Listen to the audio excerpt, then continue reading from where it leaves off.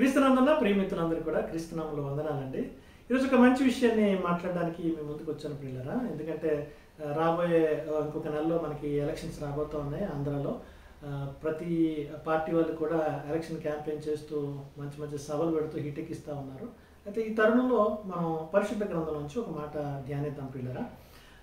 పేతురు రాసినటువంటి మొదటి పత్రిక 2వ అధ్యాయము 9వ మాటలో ఒక మంచి మాట మనకు కనిపిస్తుంది. అయితే మీరు చీకటిలో నుండి ఆశ్చర్యకరమైన తన వెలుగులోనికి మిమ్మల్ని పిలిచిన వారి గుణాతిశయములను ప్రచురము చేయి నిమిత్తము ఏర్పరచబడిన వంశమును, రాజులైన యాజక సమూహమును, పరిశుద్ధ జనమును, దేవుని సొత్తైన ప్రజలై ఉన్నారు. ఏమంటే ఈ మాటలో ముఖ్యమైన మాట మనం ఆలోచన చేస్తే రాజులైన యాజక సమూహము అనే మాట మనకు కనిపిస్తుందండి. ఈరోజు ఈ మాటను ఆధారం చేసుకొని మన క్రైస్తవంలో కొంతమంది మరి రాజకీయాల్లోకి వెళ్తూ రాజకీయ పార్టీలు పెట్టి ఎలక్షన్ టైంలో పోటీ చేయడం అనేది మనకు కనిపిస్తూ ఉంది. నిజానికి వారికి అవగాహన లేమితోనే ఈ వచనాన్ని చూపిస్తూ ఇదిగో యేసు ప్రభువే మనల్ని పిలిచాడు కదా రాజులైన యాజక సమూహంగా అని మాట్లాడతారు. కానీ నిజానికి దీని అర్థం ఏంటన్నది ఒకసారి మనం ఆలోచన చేస్తే పై మాట ఒక మంచి మాట తెలియజేస్తూ ఉంది.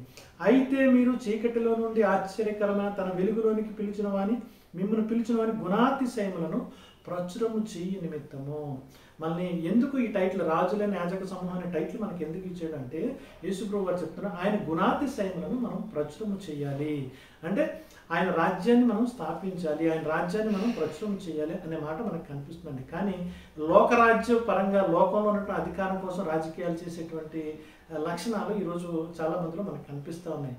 కానీ ఒక రాజు చేసేటువంటి పని అంటే రాజులైన యాజక సమూహంగా పిలిచాడు అంటే ఒక రాజు చేసేటువంటి పని ఏంటండి? తన ప్రజల్ని రక్షించాలి, తన రాజ్యాన్ని విస్తరించాలి. అంటే దేవుడు మనకు అప్పగించినటువంటి బాధ్యత ఏంటి అంటే ఏంటి? పరలోక రాజ్యాన్ని మనం ఈ భూమి మీద స్థాపించాలి.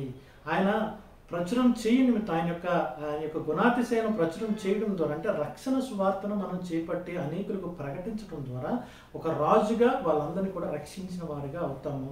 రెండవదిగా ఏం చెప్తున్నాడంటే యాజకత్వం అంటే రాజులైన యాజక సమూహము అంటే రక్షింపబడిన వారి విషయంలో మనం ప్రార్థన విజ్ఞాపన చేయడం ద్వారా యాజకత్వ బాధ్యతను కూడా మనం నిర్వర్తించిన వారు అవుతాం.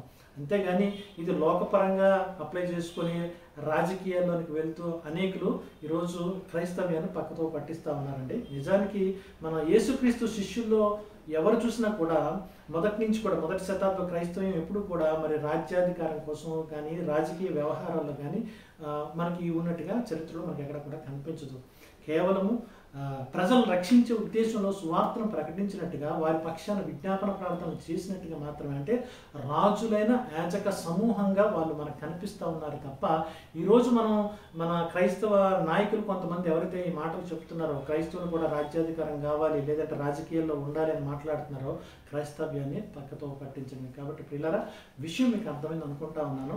దేవుడు మనకు అప్పగించిన బాధ్యత ఆయన గుణాతిశయములను ప్రకటన చేయడం కోసం మాత్రమే మనల్ని రాజులైన యాజక సమూహంగా మనల్ని పిలుచుకున్నాడు, మనల్ని నిలబెట్టాడు. కాబట్టి ఒక రాజుగా అనేక ప్రాంతాలకు వెళ్ళి సువార్తను ప్రకటించి రక్షణ సువార్తలోనికి అనేకులను నువ్వు తీసుకురాగలిగితే రక్షించగలిగితే వారి పక్షాన విజ్ఞాపన ప్రార్థన యాజకత్వ బాధ్యత కూడా తీసుకుని చేయగలిగితే దేవుడు మనకు అప్పగించిన బాధ్యతను మనం నమ్మకంగా పూర్తి చేసిన మనం అవుతాం.